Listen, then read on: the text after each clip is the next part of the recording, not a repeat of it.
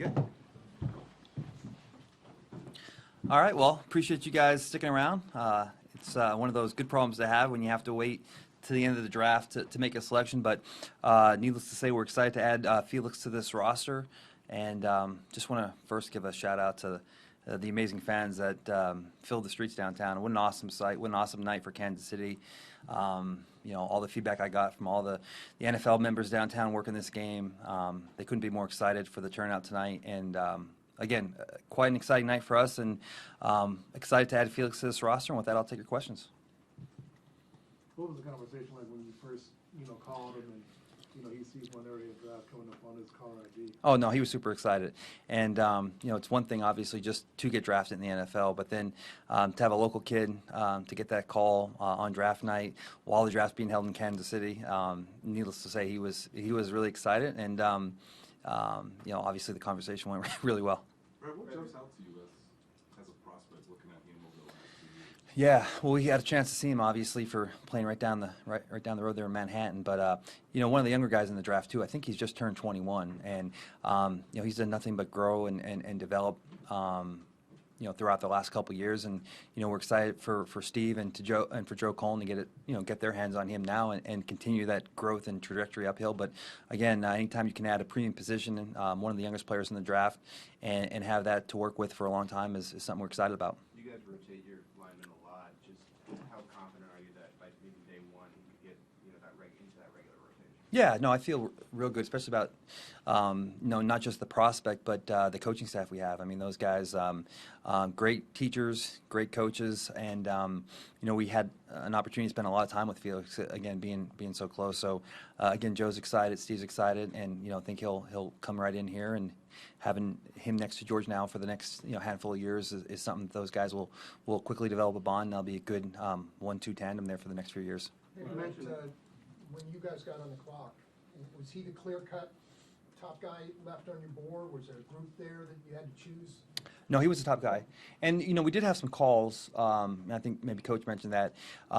It's a situation, though, when you have a guy that is, clearly the top guy left, and then, the calls that we had were, you're talking mid-40s. It's a long way away, and then you're going to end up just trading those picks to try to get back up and get a guy like Felix. So we thought, let's not get cute here. There's a guy we like, position that we need, and we'll just go ahead and make the pick, and certainly glad we did. What about possibility of trading up earlier in the round? How close? Were you close at all? We had conversations, and some of the teams that we spoke to earlier in the day, I mean, the price was pretty steep at the time, and then there was a window, I think, minus the Bills moving up 2 spots with the 4, there was conversation that we had with teams, but when it was their time to pick, they were staying. They weren't trading. So, Jacksonville had that small move with Buffalo there at 4, and the teams around, they were not interested in trading. And then teams higher than that, the asking price was a lot, and having picks the next couple days, having a 2, 3, 2 4s, we still want to deal in volume here. We want to get some good players, and we just thought it was the best to keep those picks and to have Arsenal the next few days. Brett, you mentioned some of these. You mentioned just the premium position. Did you go into this draft saying got to get an edge rusher in the first X amount of rounds or anything? Well, I think, just looking at our roster, I mean, there were check boxes that we wanted to address throughout the weekend, and, whether that was defensive end or a skill position or offensive line or what have you, we just wanted to come away with one of those premium positions right off the bat and then work from there and see how the board goes. But again, when we were sitting there at 31, I mean, he was the top guy on the board, and it made that decision easy. So did he rise up your board specifically because of your need or because of his position? Well, he was on. Or are you asking if he rose as the draft was going on, or no? Even before the draft, Yeah. Placed him, was it more based on where your need or just the player himself? Really, the player himself. We're going to set our board, and our board is going to stay locked in, and then we're just going to follow the board. And then when we get to our pick, I mean, it's pretty easy. I think when you sit that board and stay true to it, and when you get to your pick, you're faced at a decision of take the highest guy on your board or trade down. And again, then you're looking at a scenario where you're just probably trying to trade back up to get the same player. So he was a top guy on the board. He was positioned in need, so it made sense at the time. And again, certainly excited for the next few days and the additional picks we have coming up. Brett, how do you feel now about that group of guys you have on the edge? Yeah, no, I mean, listen, it's a good group. We got a lot of young guys now. We brought in Charles, and we have some flex with Charles, and now we have George. Felix is in there, and certainly with Chris. Turk Wharton's coming back from an injury now, so we're excited to get him back, and he looks good. So, again, you can't have enough depth on that defensive line, and that's something we're always gonna look to add, and so we're excited to add Felix tonight and get ready for tomorrow and for Saturday. Brett, you mentioned some of the excitement from Joe and Spags about getting Felix. What is it about Felix that excites them, and even what excites you about having him on this roster? Just the motive, the relentless effort.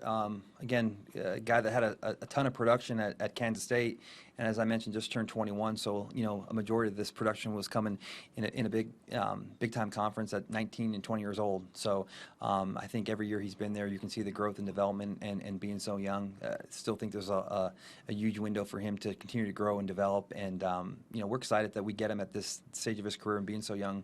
Got a lot of years to work with him and continue to grow and develop him. Brett, it seemed around, Andy credited you for having discipline tonight. How difficult was it to maintain discipline? Yeah, it's one of those things where you're just trying to calculate, and when you're on the clock there, and teams are trying to trade up there right at the end, just trying to read the board. And I think it wasn't that hard, just because again the trade offers were so far down in the mid 40s, where you just try to quickly do the math in your mind and think about the board and how it's likely to play out tomorrow. Just the fact of the matter was, it was just a matter of us having to use a lot of those assets to go right back up. And sometimes when you get too cute, you just miss out on a good player. So we just wanted to sit there and do what made sense, and that was just make the selection. how many guys did you have first-round grades on this year? Is Felix one of them? I think we had, a handful of guys, 16, 18 guys, and, Felix was right up there in that list. I mean, these lists are different depending on whether or not you count the quarterbacks, right? So, we have a little different model that we use just to kind of project where guys are going to go and what we're going to do. But, I think all these teams, by the time you get to the 20s, you're picking on guys, though, that, if they're not first-round value picks, they're high twos. So, these drafts turn into, first-rounders are 15, and then even the picks at, 25, 28, 30, they're right there. So these values are all the same when you get to pick 31. Brett, it seemed like around 20 there was that wide receiver run and then a pretty meaty positional fit maybe for the Chiefs. Mhm. That how did the strategy change maybe like during that point? Was there temptation to maybe overspend and try to get someone in that window? Yeah, I mean, it like you said, Pete, the run was there with the wideouts there, and we had gotten out in front of that, though, and I think we kind of knew where the market was, and obviously there were a few teams that were up there that were AFC teams, and they weren't interested in talking to us and trading with us, and after you get locked out of there of not being able to trade, then it comes into, we will do it, but it's going to be, the asking price is going to be even more than what you would think. So just one of those things that you just got to stay disciplined and know that the object is to fill out a deep, talented roster, and you have to work with the strength in numbers. And obviously our guys do a great job of identifying talent throughout the course of the draft. And so I think that's the part of just being disciplined there. You could be too aggressive at times, but when teams want. It's a little bit tougher sometimes when you're dealing with teams in certain positions that are in your division or conference or what have you, or teams that you're likely to play that, the asking price may be more. So, we were aware of that, and then it was just a matter of, doing what made sense for our team in the long run. Brett, he seems like a pretty durable player given the last 2 years. I just wonder if that was an element of it too, and if the medical situation was minimal, I guess, compared to maybe other Yeah. available. Durable, healthy, young, and again, a guy that plays a premium position, a guy that has continued to grow and develop, and again, had a lot of exposure of seeing him a ton and got a chance to meet with him on multiple occasions.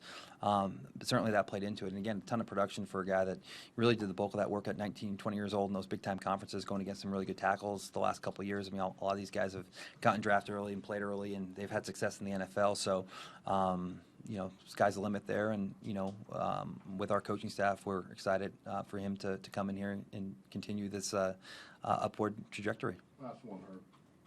Not Coach, Brett, with first round in the books now, and then you just reset your draft board for day 2 of the draft, what would you say your priorities are going into day 2, specific to wide wide receiver, maybe even offensive tackle?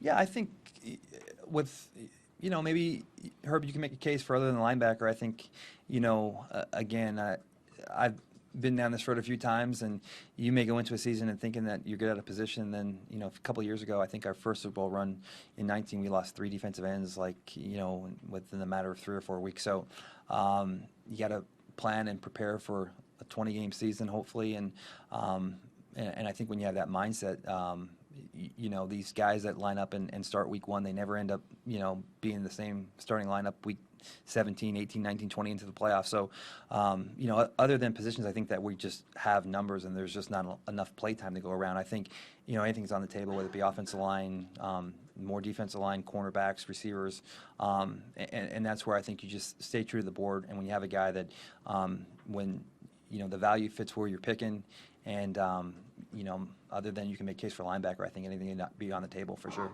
Go ahead, Brett, last week I believe you mentioned about the wealth of defensive backs in this year's draft, and just listen to that from what you said. Obviously, you spent a lot of premium on defense and defensive backs last year. Is that still in your thought process, a position of need as it relates to depth that you talked about just now? Well, I think it's an opportunity where it's a one of those premium positions, and I think you're going to find a lot of guys that are super talented and come in right away and not just make the team but push for playing time. So anytime you have one of those positions and you have a lot of depth in numbers, and I don't think you discount, well, maybe you need another this or that when you have a guy that you think is, like tomorrow if we're picking at 63 and there's a guy that we felt is a second round talent cornerback, and he's on the board. I think you'd stay true to the board just like we did tonight. All right, thank you. Awesome. Thank you, Brett. Thanks.